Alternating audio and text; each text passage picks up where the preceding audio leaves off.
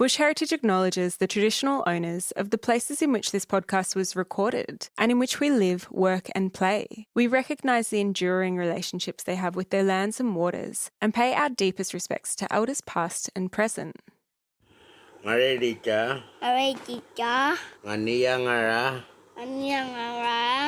Nganguna, Tulangaroma, Machiti. The language you are listening to is the Rembarrnga language, and it is being taught by senior elder Otto Campion to his grandson Cyrus. Ngaingana, Korkorkan.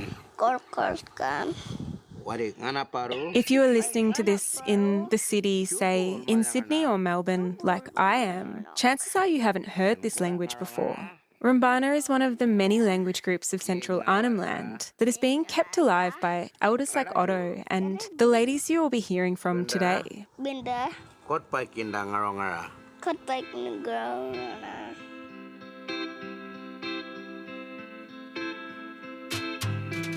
I'm Eliza Herbert, and today on Big Sky Country, a podcast by Bush Heritage Australia, we're travelling to a remarkable place to learn how a community is coming together to document their languages, and in doing so, create their very own Rembarrnga and Dalabon seasonal calendars.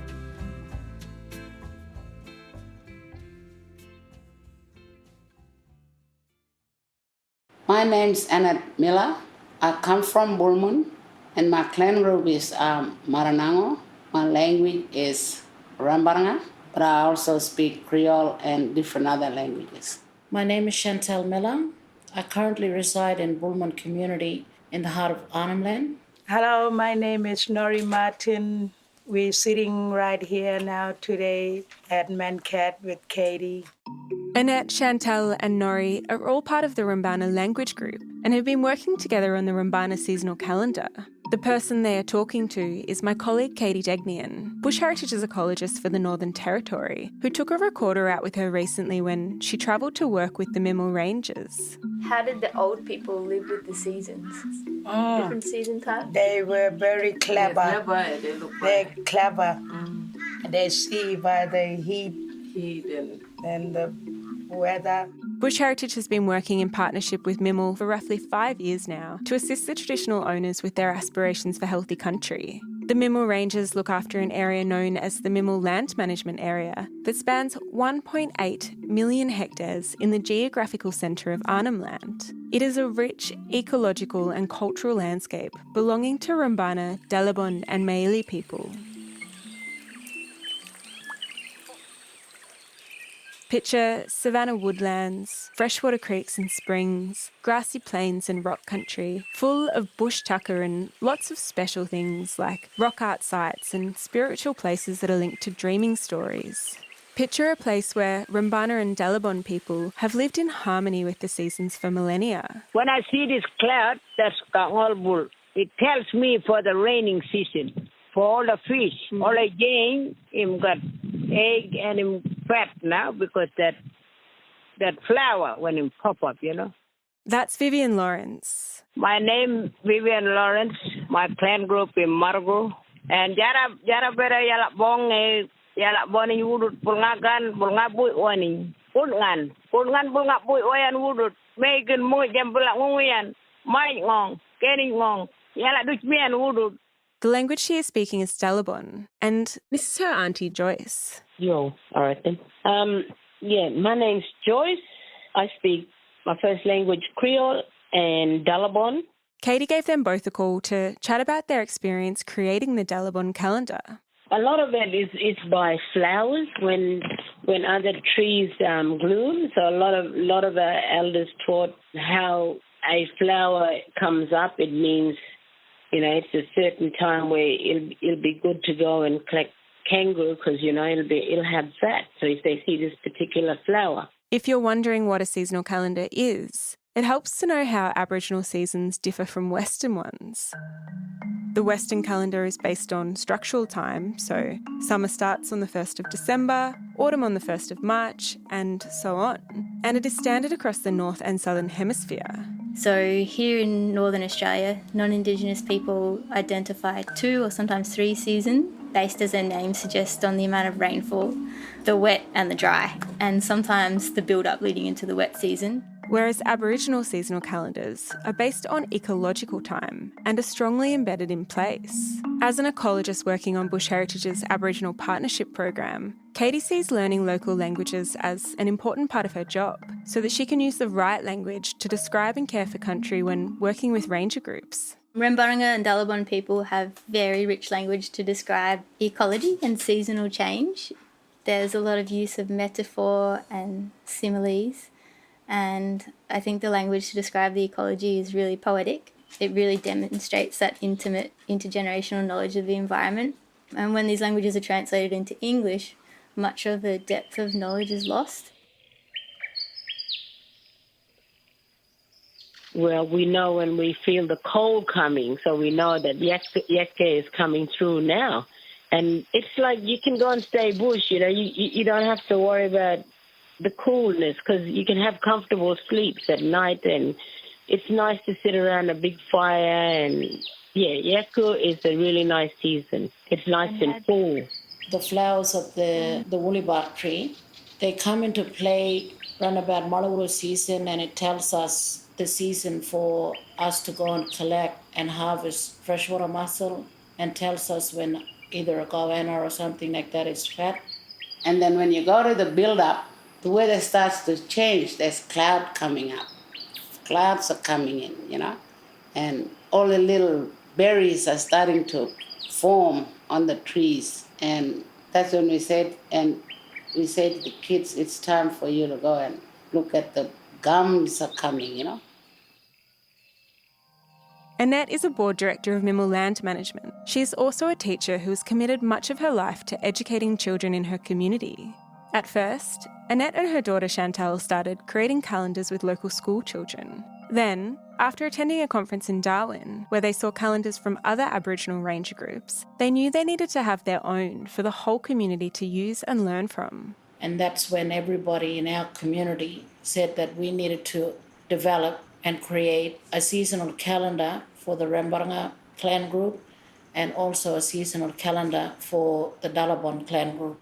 In 2020, Annette and Katie co-facilitated a series of community meetings to gather the vision and the goals that the elders had for the project. And since then, Rembarrnga and Dalabon speakers have come together from across Arnhem Land to share knowledge through a series of workshops at bush camps, on homelands and at the Mimmel Ranger Base. Rembarrnga people identify 7 and Dalabon people identify 6 main seasons that are based on a complex set of ecological indicators. For example, plants flowering, fruiting or seeding or losing their leaves, animal life cycles or behaviours, astronomy, cloud types, wind direction.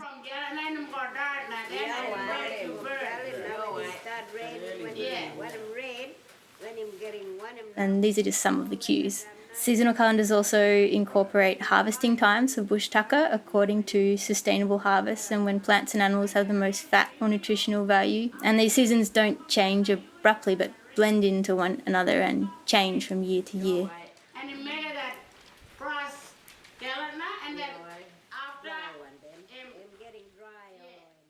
Juarka, wet season, we're able to get a lot of berries, ranging from Yupi, which is the black currant, Gregorian, the white currant, Birke is a green plum, Malak is the recognized known as the kangaroo plum. For Gandigol season, like right now, so maybe Katie can call that by English name, that tree, which tree we're talking about? Yeah, we call it the yellow-flowered kapok. Yeah, we call them Gandigol. Right now they're flowering. They got a big heap of seed right now, and some yellow flower. And then when it's brown, it comes to wool. The tree tells us like the time for grain or kangaroo. We see that tree when it got yellow flower, and we know that kangaroo, we tell our grandchildren that kangaroo is little baby now. Remember ka? Dalabon. No, the water side. La water side. In Galawan, but we got 3 different goanna. This one in water one. When him live la water. Yarka, that And Abang one just of said Nicola that. language. Abang just say that.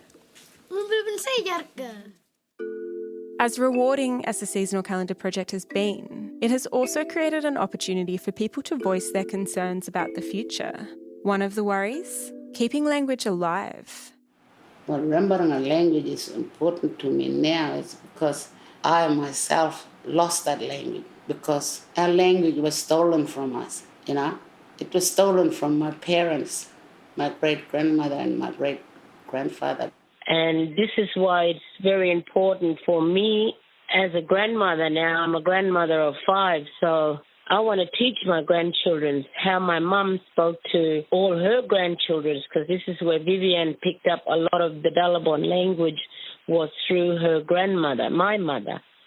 And I've learned from my mother, and Vivian's been teaching me a lot too, so me and Vivian want to hold our language strongly. It means something very important to our mum and to all the Dalabon speakers. We want to pass that on to our kids, because if we lose this now, then we won't have anybody to speak the Dalabon language ever again.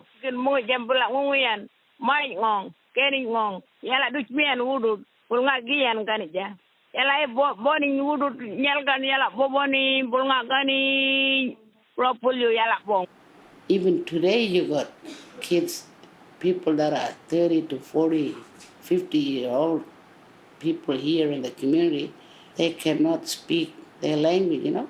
And seeing this, how it's through this seasonal calendar, they now are talking. There's a lot of talk in the community. It's saying that we want to learn too as well. So we're trying to teach people now from young to old. But there was also another worry that kept coming up throughout this process, one that is being witnessed across the landscape with increased frequency and that is causing people to notice changes in the seasons. Yes, there is a lot of change with climate change. We're getting very, very hot, dry weather seasons when it comes. We saw that there were very bad, hot fires, as well as some very bad flooding. Yeah, well, that's the thing now. And that's what we see, because when we have that green plum season, you know, we don't get very much of it. Where before, there used to be like a big window where between maybe you'd be lucky to get like a whole month of, you know, that green plum seasoning. But now these days, you only got a window like for a week, because if you don't get to it, the parrots are going to get to it. And it sort of comes too late. The rain comes too late, so the fruit doesn't grow into a good size. You know, the tree's almost half dead before it starts to fruit. Little bit worried for me, because I'm worrying for our animals and food, because never know I might go back with my children one day and live back till my country. I need to eat those bush food, and show my children. It's getting hotter. A lot of the elders are noticing that a lot of the rivers and billabongs are drying up.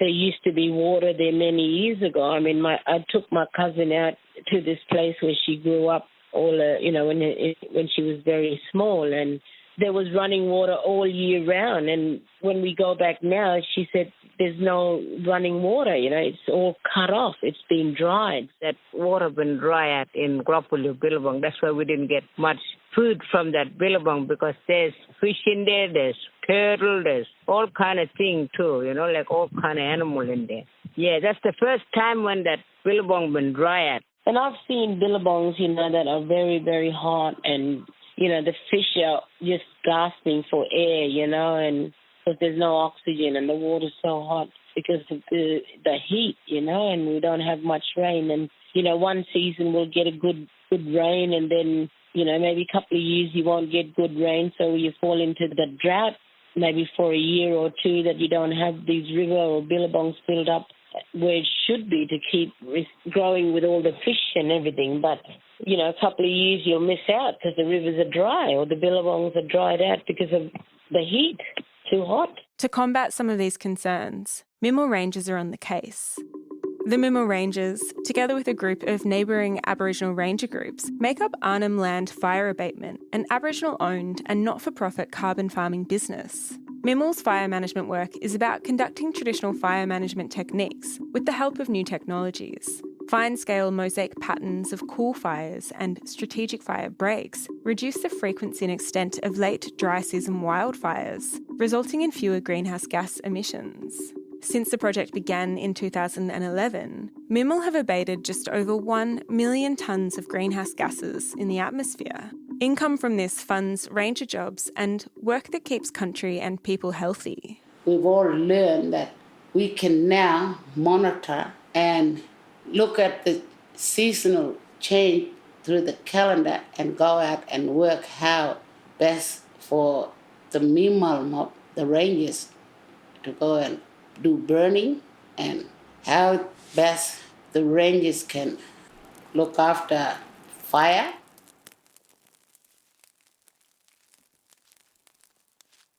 And, of course, all of this keeps coming back to one of the most important things: the next generation. It'll be something new for our kids to know that this language is around. It's been part of your great-grandmother, your great-great-grandfather, you know. It's been passed on. It's not like you hear about it and then you say that, oh, yeah, my grandmother was a Dalabon person, but I can't speak the language. It doesn't, you know, you don't feel that connection of speaking the language. Knowing that you are a tribe of the language but you don't speak it, it makes you feel like you're not a proper Dalabon tribe. Nori, why did you want a seasonal calendar for the community? For our children, and for us to see, and like we could remember, and of course we know, but like just to open our mind and know that there is a lot of bush takai out there for us and what time to find it. It's important those kids have a calendar, you know. They can read. Nowadays, kids are able to read and learn and tell the time, not time, clock time, but, you know, the time changes of the seasons and how, when to look for food. And already, my grandchildren are reading those times. And one of them was able to talk to me the other day. He said to me, I'm going to look for gum, I'm going to look for berries. And I said to him, gum is ready. There were a group of children in my house yesterday, and they said, we're looking for gum. So I said, gum is ready, but the rest of the food are not ready until November and December.